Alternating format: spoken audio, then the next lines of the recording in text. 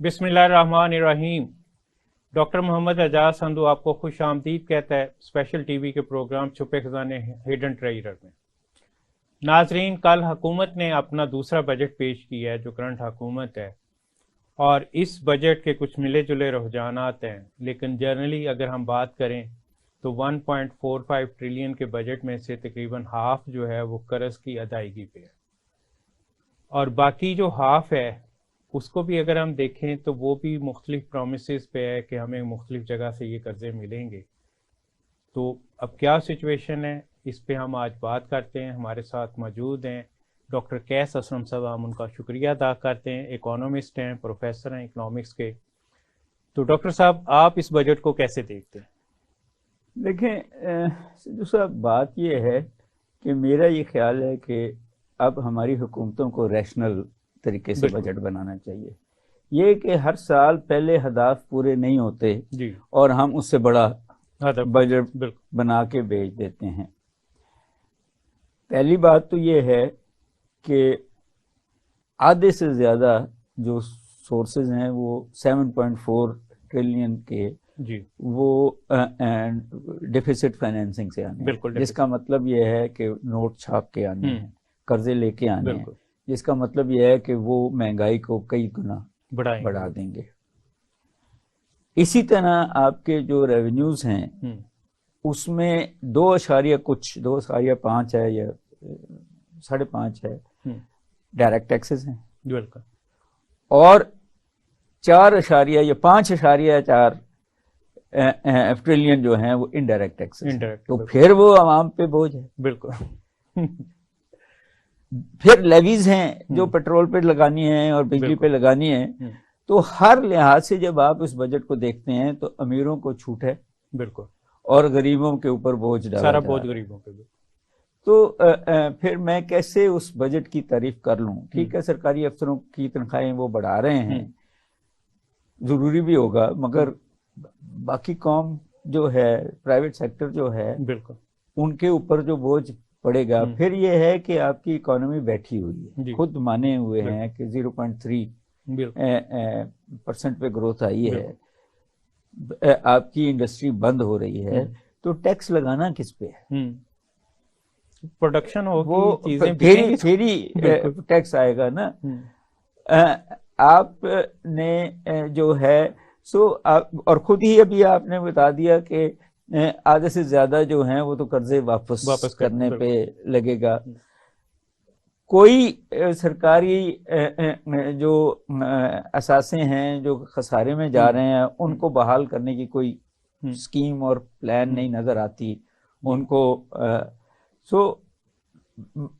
मेरी समझ में नहीं आई कि इतनी बड़ी गवर्नमेंट्स, जिसमें अब पंजाब को बहुत पैसे मिल रहे हैं, सिंध और बलूचिस्तान खुश नहीं हैं, हालांकि वो इनके मेंबर हैं इस हुकूमत के, पीडीएम के, तो डायरेक्शन क्या है कोई क्लियर नहीं है।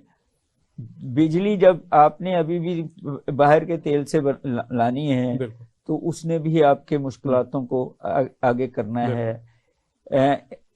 इन्वेस्टर जो है वो आ नहीं रहा यहाँ।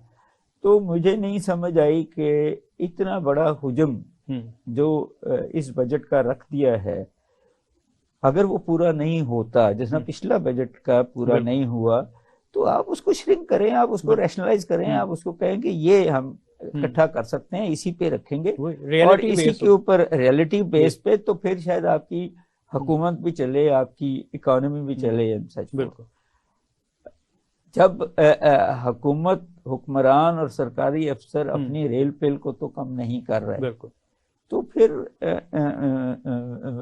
मुल्क चलता उस तरीके से नहीं जिस तरीके से हम चाहते हैं कि चले। वही मतलब इस बजट को जब हम देखते हैं तो टैक्स, डायरेक्ट और इनडायरेक्ट टैक्सेस की जो टोटल उन्होंने फिगर्स बताई हैं वो तकरीबन 1 ट्रिलियन रुपीस की हैं, और हुकूमत के जो अखराजात हैं वो 1.2 के। पहले तो यहीं पे पता लग जाता है कि क्या सिचुएशन है, कि आप मतलब इनकम को पहले देखते हैं और फिर एक्सपेंस देखते हैं, तो आपको मतलब एक्सपेंस अपना कम करना चाहिए। اس طرف کوئی توجہ نظر ہی نہیں آئی. اگر یہ ایکسپینس کو کم کر دیں تو پھر ان میں سے کوئی حکومت لینا نہیں چاہے گا. بالکل. حکومت تو اسی لیے لے رہے ہیں نا کہ اپنی عیش ہو سکے, اتنی بڑی گاڑیاں ہوں, پیچھے اتنی بڑی پولیس کی گاڑیاں ہوں, اور کوئی جھنڈے لگے ہوں اور نظر آئے. ہم غریب سے غریب ملک ہوتا جا رہے ہیں, اور یہ جو سرکاری اہلکار اور جو پولیٹیشنز ہیں ان کا جو لائف سٹائل اس ان بجٹ سے آتا ہے وہ یورپ کے اہلکاروں سے بھی زیادہ ہے. بالکل, بہت زیادہ, صرف زیادہ نہیں, بہت. انگلینڈ کا پرائم منسٹر پیدل چلا جاتا ہے پارلیمنٹ تک. بالکل. ناروے کا پرائم منسٹر سائیکل پہ چلا جاتا ہے. بالکل. اور آپ ہیں سائیکل پہ چلا جاتا ہے, اور آپ ہیں کہ 12-14 گاڑیاں آپ کے ساتھ ہوں گی. آپ 12-14 آپ نے کم کہا ہے, 50-60. تو پھر 12-14 تو عام منسٹر جو لے کے پھر رہا ہوتا ہے. میں تو ایک ہی بات کرتا ہوں کہ یہ غریب کو لوٹ کے امیروں کا گھر چلتا ہے, جس کو ہم یہ بجٹ کہتے ہیں. تو مہنگائی جس لیول پہ چلی گئی ہے اور جس لیول پہ جائے گی وہ انپریسیڈنٹ ہے. دنیا اب جن کو آپ نے بیچنا تھا چیزیں, چائنا, جرمنی, یورپ, وہ سب ریسیشن میں جا رہے ہیں. بالکل. جب وہ ریسیشن میں جائیں گے تو وہ بچتیں کریں گے. بالکل. جب وہ بچتیں کریں گے تو آپ کا مال نہیں بکے گا. وہ کہ آپ ابھی بھی بیچ نہیں رہے. تو میری سمجھ میں نہیں آئی کہ جو چیزیں آپ بیچ سکتے ہیں جیسے آئی ٹی ہے, ان پہ آپ ٹیکس کیوں لگا رہے ہیں؟ ان کو ٹیکس چھوٹ دیں. آپ انڈسٹری کو کہیں کہ آپ اسکول کو اڈاپٹ کرو, ہم آپ کو ٹیکس چھوٹ دیں گے. آپ ہسپتال کو اڈاپٹ کرو, ہم آپ کو ٹیکس چھوٹ دیں گے. آپ ہر لحاظ سے انڈسٹری کو بھی, ایگریکلچر کو بھی, ایجوکیشن کو رگڑے جا رہے ہیں. ایجوکیشن کو 1.2 سے 1.7 پہ لے گئے ہیں. تو اتنا سا فرق ڈالنے سے کوئی فرق نہیں پڑتا, کوئی فرق نہیں پڑنا. مجھے تو وہ بھی سارا تنخواہوں پہ چلا جانا ہے. جی یہ بھی نہیں سمجھ آئی کہ قوم کے بچوں کو بری تعلیم دے کے آپ کیا کرنا چاہتے ہیں. آپ یہی پیسہ پڑھنے والے بچوں کو اسکالرشپس دیں, باہر بھیجیں تاکہ وہ پڑھ کے آئیں اور پھر آپ کا ملک چلائیں. آپ ان کو جس لیول پہ رکھتے ہیں اس لیول پہ ملک کیا وہ اپنا گھر نہیں چلا سکتے. یہ تو بڑا انفارچونیٹ ہے کہ ورلڈ ویژن بھی نہیں ہے ہمارے حکمرانوں کے پاس, اور ریشنلٹی بھی نہیں ہے کہ یہ چیزیں چلتی کیسے ہیں. وہی نا, اب اس بجٹ کو جب میں دیکھتا ہوں تو اس میں انہوں نے انکم کے پوائنٹ آف ویو سے کہا ہوا ہے کہ جی $32 بلین کی تقریباً ایکسپورٹ ہوگی. سوچا ہوا ہے, صرف ہونی کیسے ہے اس کے اوپر کوئی بات ہی نہیں کہ وہ $32 بلین آپ اچیو کیسے, کن مارکیٹس کو آپ کیا مال بیچیں گے, مال ڈائیورسفیکیشن آپ کی ہے کہ نہیں ہے. آپ کی کاسٹ آف ڈوئنگ بزنس بہت ہائی ہو گئی ہے. خواہش کرنے سے تو چیزیں نہیں بکتی نا جی.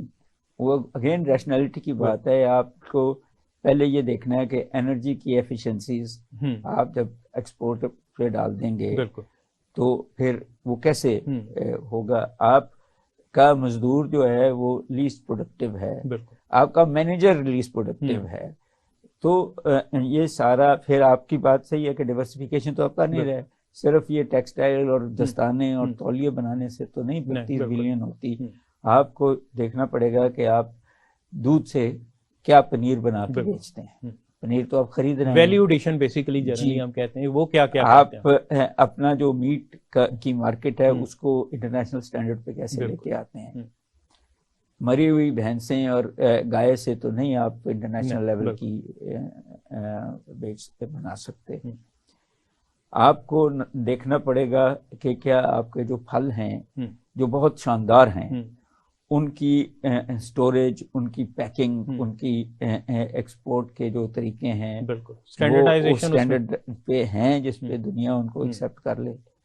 مزے کی بات یہ ہے کہ آپ پچھلے چند سالوں میں دیکھیں تو آم جو آپ نے امریکہ کو بیچے وہ بھی 2 یا 3 ایکسپورٹرز ہیں جن کو آپ نے مہارتیں دیں جو امریکہ میں رجسٹر ہوئے اور وہ بیچ رہے ہیں. باقیوں کو اپرچونٹی ہی نہیں ہے کہ وہ اپنا پھل دنیا میں بیچنے. بلکہ آپ کے آم پہ دنیا نے بین لگا دیا تھا. جی وہ بیماری ساتھ جاتی ہے نا اس کے. پھر یہ ہے کہ بہت ضروری ہے کہ آپ ایران، انڈیا، چائنا، وہ سینٹرل ایشیا کی مارکیٹس کو پروو کریں. یہ جو آپ نے بات کی نا لاسٹ